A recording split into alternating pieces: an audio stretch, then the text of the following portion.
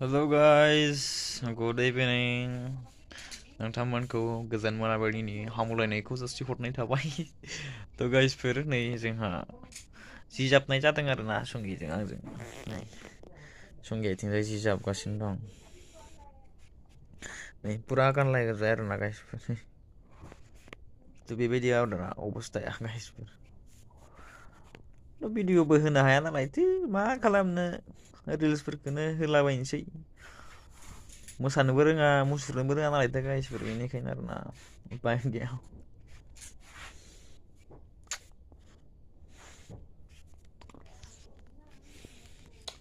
नोंथांना खबरा माबायदि? हा? माने